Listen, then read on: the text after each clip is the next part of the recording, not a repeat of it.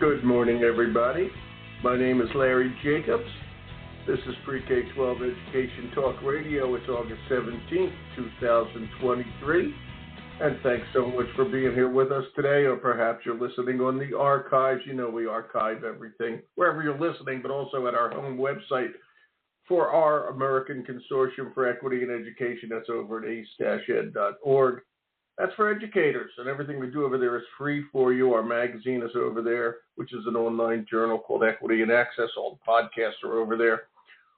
Excuse me. Our Excellence in Equity Awards is also over there, and we hope to participate in everything we do. Again, free for educators, free for really for everybody, but we focus on educators, so please check it all out. And speaking of focusing on education, we got a nice podcast for you today with the first-time guest. I've got Nora Garcia Reyes here, and I'll bring you in just a second, Nora. Okay, Nora is the founder and CEO of the Bilingual Education Empowerment Partners, which if you go to beepartners.org, B-Partners, B-E-E, you like the bug, beepartners.org, you'll be able to find out exactly what she's doing over there. And Nora and I have tried to put together this podcast like 4 times, and each time something came up. So, Nora, you're on now, and it's a pleasure to have you here, all the way from Texas to Maine. How you doing?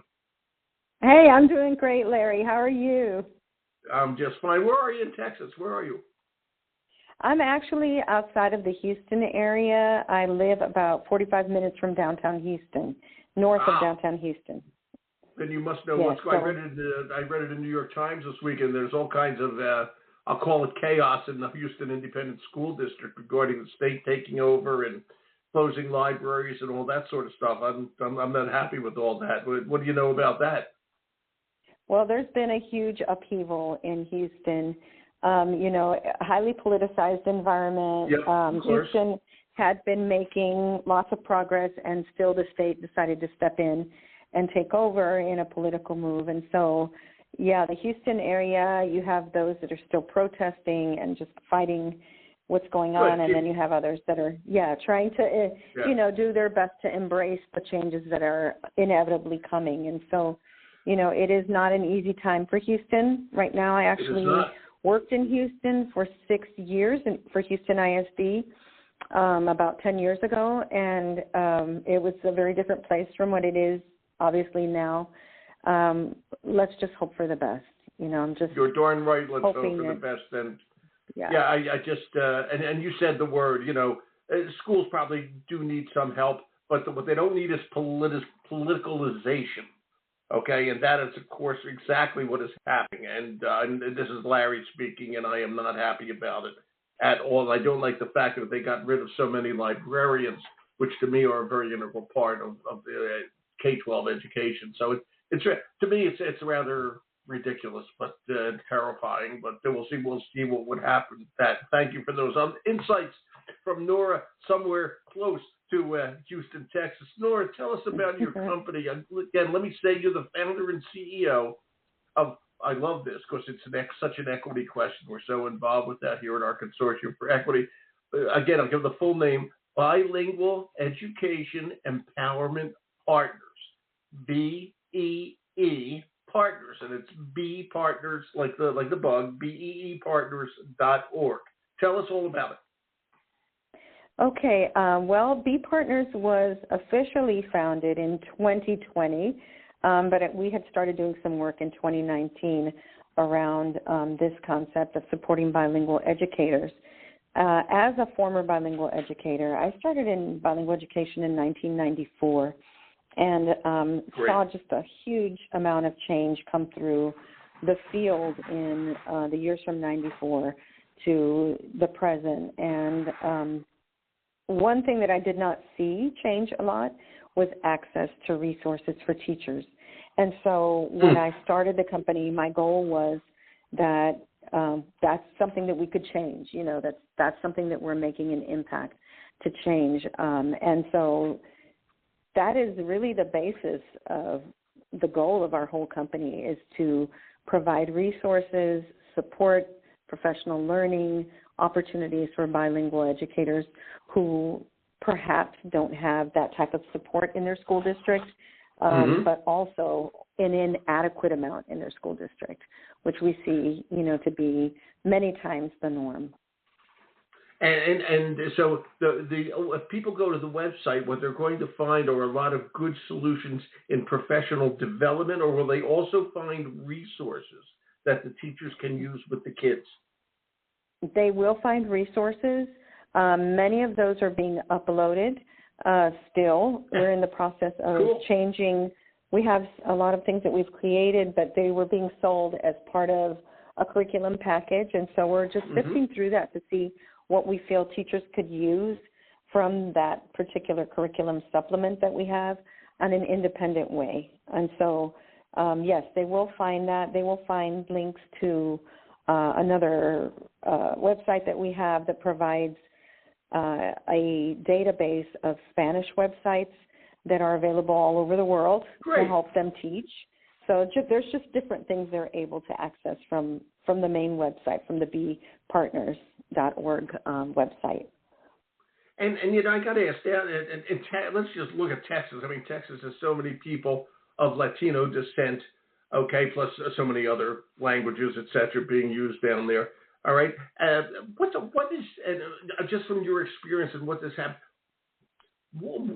are enough people teaching the kids so that they, in the language that they understand? I mean, that's what we're really talking about here. We do want to get kids speaking English, but we don't want them to lose their home language. They understand better in many cases in their own language, obviously, until they learn the complexities of American English. Talk about what's going on with bilingual education, I guess is my question. Okay, how's it really affecting kids, and are there enough educators who know how to do it right?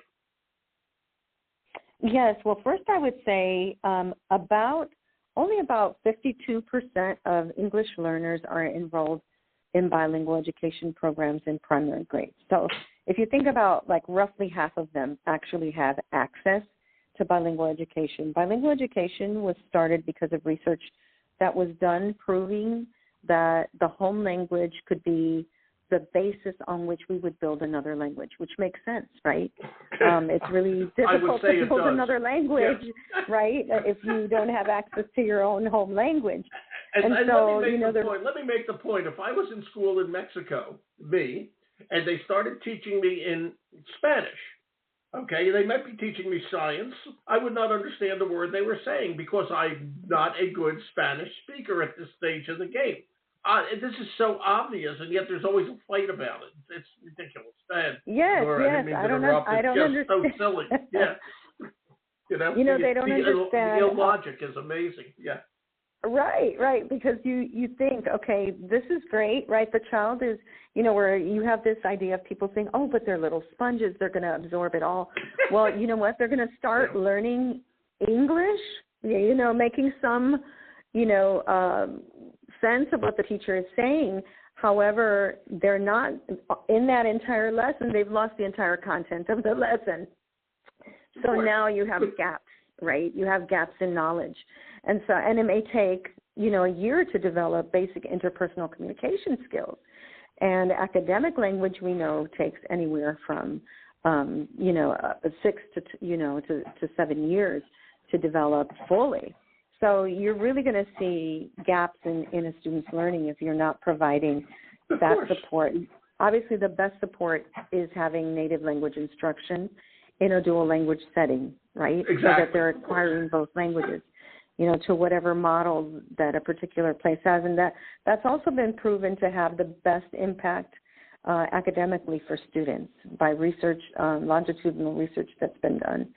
But aside from that, the very lowest that I know that a lot of school districts offer is an ESL pullout program, right? And ESL pullout is better than nothing, but it also is the least impact. So that's something for districts to know, that, if they have the ability to provide bilingual education, it is always the best way for students to achieve proficiency. And, that being said, I mean, we're still even after all of the years that bilingual education has been implemented, we're still, I believe, at the infancy stage of providing equitable instruction and, instruction that is effective for those students. When we look at the National Association of Educational Progress report, it's dismal. Yep.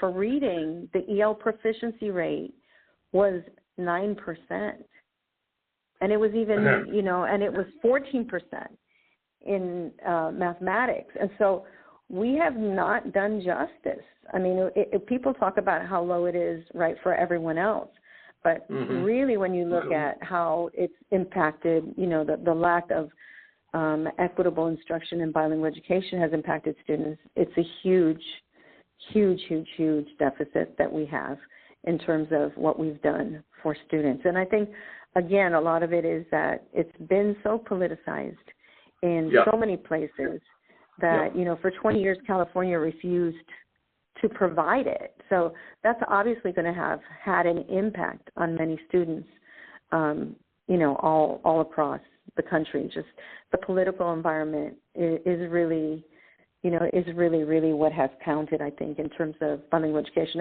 And we need to take it out of the political frying pan. We do. I mean, it's just absolutely, and it's funny because every time, this type of, the types of discussions and politics come up and if you will, regimes change, right? Many times one of the targets has been bilingual education. And we need to take it out. I mean, nobody fights over special ed, right? Nobody says, oh, let's not provide that because that's not a good thing, or why do they deserve that, they have special needs, but that doesn't mean we have to do that for them. Or, nobody fights against talented and gifted programs. They're all the same type of program. It's a special program to scaffold for the needs of the students who are in that group. And so we need to take bilingual education out of it. And, of course, immigrant populations are easy targets for politicians. And so we see that, that has continued to be an issue, especially for Latino youth that are in bilingual programs and receiving the type of education that they deserve and that we promise, right? And so, it's interesting. You just had me thinking on something, and you kind of just said that same thing. And you said especially for Latino kids, all right. And I'm curious, do we have the same challenge with bilingual students? And I'm just going to use with Chinese, okay? The Asian kids, they tend to do very well. Okay, they just one of those things. All right, the Latino kids are no less intelligent. Okay, so are we focusing more when we say bilingual education on Spanish, or are we talking about Arab and Japanese and Thai or whatever the case may be? Where are we on that? Is it more Latino that we are speaking of? I don't know how to ask that question exactly right, but you know what I mean. Yeah. Yes, I know exactly what you're asking. Because of the numbers of youth that we have in this country that are English language learners, with the majority of them being of Hispanic heritage or background, then, we see a larger number of programs that are definitely programs that are teaching as the home language is Spanish, correct? And so we do have some programs across the country that provide Arabic bilingual education or Chinese. There is a program actually in Houston that has Chinese as the basis. But for the immigrant populations that are here, households. Are you there? And so we lost you for a second. Yeah, for 1 second I lost you. Yeah. Oh, okay, sorry. You said for the immigrant populations that are here, and then I lost you. Yes, so immigrant populations largely in the United States are Latino. We do have, as I said, some populations that are non-Latino, but the largest group is still going to be Latino students that are in these programs.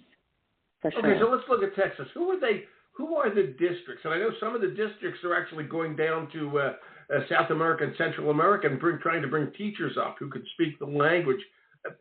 Who are the actual teachers, all right, that are trying to do this? I mean, they need help.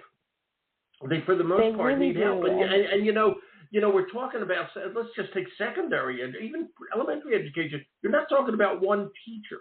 A kid interacts with 6 or 7 teachers, all right? And even if one speaks beautiful Spanish or 4 speak beautiful Spanish, what about the other 3? How's it all work with the teachers? Where are we going to get the teachers to do this? And that's why what you guys do at Be Partners is so important, because you're trying to give them the resources they need to make this work. But what if you don't speak, if you're a science teacher and you don't speak Spanish, as an example? What are we talking about here, Nora? Exactly. Please help. Yeah. Go ahead.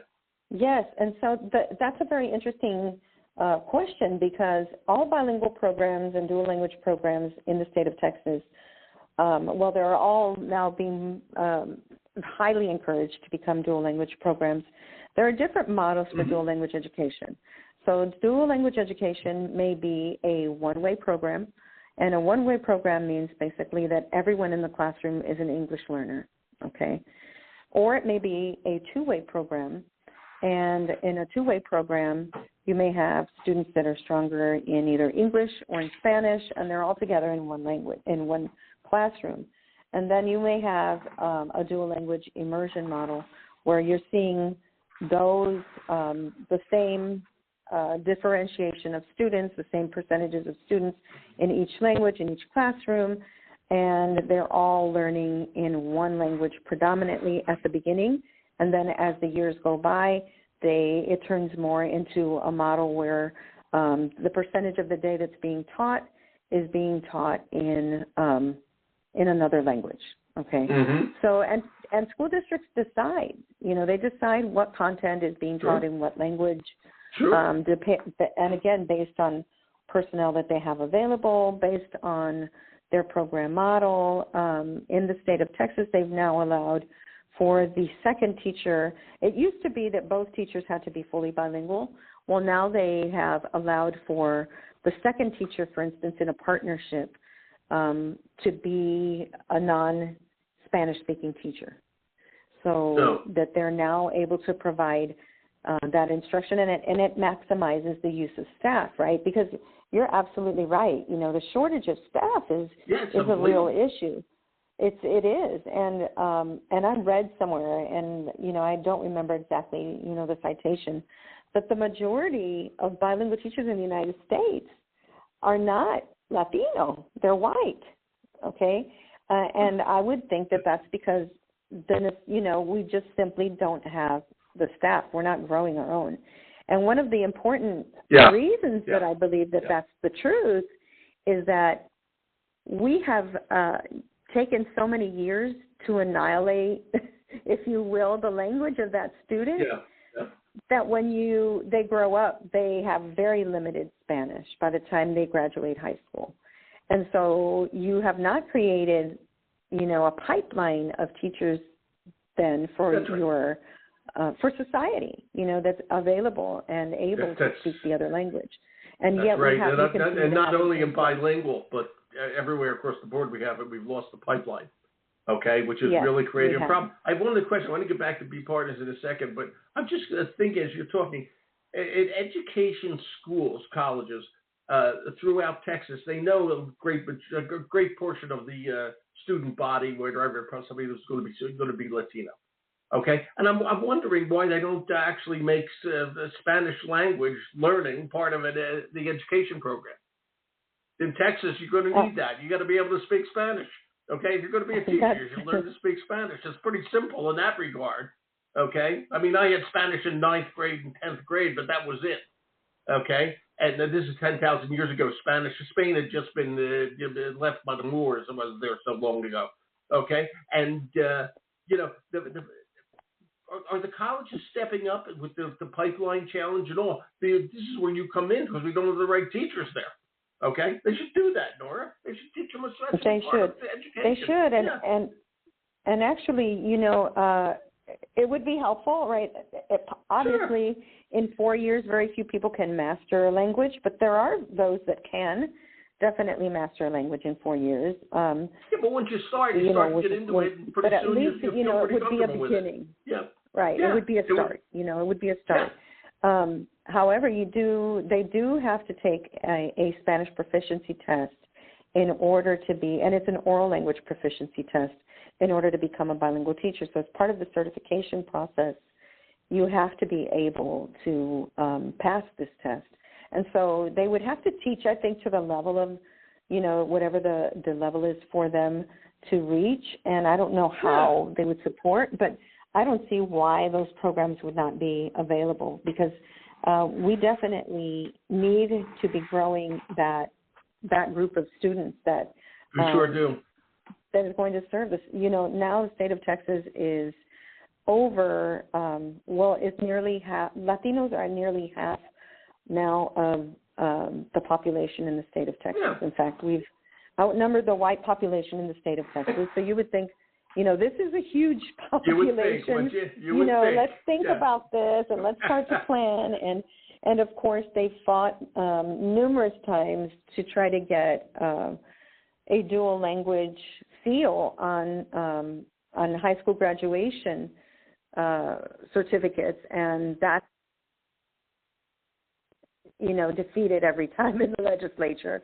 And it's school of districts like Dallas ISD, who has a very strong dual language program that goes through high school, that has really been behind pushing this, and yet, the state refuses to acknowledge that being bilingual is an asset and not a deficit, and until we change that mindset in the United States, and I truly believe that this is the only country in which we view having a second language as a deficit, because anywhere you go in the world, people are multilingual, and we schools expect are people taught. to speak English when we go to Europe. Yeah, well, speak English. Right. What's wrong with you? And like until, they speak Danish. Yeah.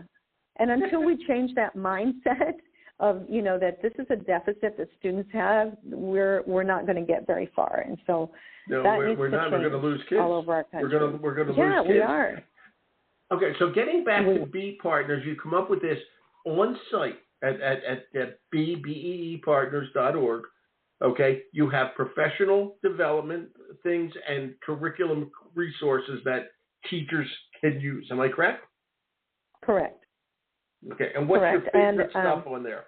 Yeah, point people over there. Well, I'm going to tell you what our flagship, to me, is our flagship product that is now just being brought out into the market, is our social solutions, which is Soluciones Sociales in Spanish, and it is being offered bilingually. There's an English version and there's a Spanish version. It's been created specifically for dual language programs for teaching reading and also for scaffolding social studies instruction. And so we have an integration of the both of them in there, but the emphasis in that product is bringing Latino culture and history to the forefront. Nice. And so, as you know, again, we are a huge portion of the population. Spanish was actually the first European language. The Spanish were the first colonizers in the United States and North America. Also on the continent. Yeah, right. You're right. Yeah, and yet we've fought against bringing maybe the not on history the continent. The Vikings might argue on that one with Leif Erikson. I'm not sure on that one, but certainly in the U.S. That's true. If we can prove that they came, right? Yeah. Right. And as far as colonies, certainly South America, it's Central America. Right. I mean, yeah. And so we may, it's the old history teacher speaking out here. That's all. Yeah. Well, we had colonies in Florida, Spanish colonies before. Yeah. Before we had Anglo-Saxon colonies. Absolutely. Absolutely. Yes. And so these things have the history has been ignored for so long. And we're mentioned in so little of American history that our goal was to create opportunities for students to learn about their cultural patrimony and the contributions of Hispanic Americans and into the United States primarily, because what we get a lot of times also in schools is that we have access. For instance, we have access to textbooks that are from Latin America online, free, right? Because those countries have national education standards, and they allow everything to be loaded for free on websites. So textbooks and everything are loaded for free, and our teachers have access to that. However, it tells our students nothing about the history of Hispanics in the United States, because it's based, each country bases their history on their country. Has their own history. So we can find out about, historical figures in Mexico or in Ecuador or in Peru, but we don't know anything about what's happened right here in our country. And so this product is specifically for teaching students about prominent Hispanic figures outside of the few that we ever have mentioned during Hispanic Heritage Month, like Cesar Chavez and Dolores Huerta, right? Yeah. Everyone knows the name of Cesar Chavez, but beyond that, ask a child, do you know of any Hispanic mathematicians? No. Have you heard of any Hispanics who impacted, it's now just coming to the forefront. People are learning about Sylvia Mendez after so many years, and the legislation that happened that supported Brown versus was a precursor to Brown versus support of education. And so those types of things happened, but nobody knows, right? Yeah, and what's interesting? The people who make the policy don't know either. Okay, and that's what's happened. The impact of the culture is taken out of history. So the people who make the policy don't even know what they're missing. Okay, quite obviously, they wouldn't know what they're missing because they never were taught it. They never learned it. They never had reason to learn it. Okay, and so they're making policies based on what they don't know what they don't know. Let's put it that way. Okay, so I'm glad you're putting this out there. We got to get people involved with your stuff. Please, okay, everybody, check out. And by the way, the bilingual kids are, I don't tell you guys this, the bilingual kids are everywhere. Okay, I talk to, rural communities in Iowa who have mostly Latino kids in their community. Okay, it's everywhere. Okay, and it's a good thing, not a bad thing. So we want to make sure that these kids learn and learn well, because if we don't, we lose them. Okay, they need to speak English. There's nothing wrong with that, but we can't lose the culture. And we got products now that help you do it, like Nora's product at bpartners.org. Nora, this is great. You're come back on again. I like having you on. Well, thank you. I'm really enjoying my time being here. I love having you. And I'm so glad for the opportunity, because this is one of the only ways people are going to know that we're here. Yeah, I know. We're new. I know. We're bringing things out into the market that are not. Yeah, you are. They're not there. Yeah, They're not there. They're needed. And we will help you. We will help you. Okay. Thank you. We're going to stay in touch. Thanks for being here. I appreciate that. Okay. And enjoy the heat down there. I'm sure it's boiling for a change down there. How is it today? How is it? We're supposed to get We're supposed to get some relief next week, but we'll see. Oh, good. I hope so. Okay, you guys have had a lousy summer with all this heat. Okay, you and everybody else in the Southwest. It has been terrible. Nora, thank you. Okay, we'll talk again. I promise. Thank you, Larry. Thanks for everything. No, you're welcome. Bye-bye. Bye-bye. Bye-bye. It's Nora Garcia Reyes, everybody. It's beepartners.org. This is good stuff. It's an equity question. Check it out, please. Okay? It's for 3rd to 5th grade, and it really makes sense. Okay? All right. We're going to archive at ace-ed.org, and we'll be back to you tomorrow. All right? So, everybody, I'm Larry Jacobs. This is Pre-K-12 Education Talk Radio. Thanks for listening.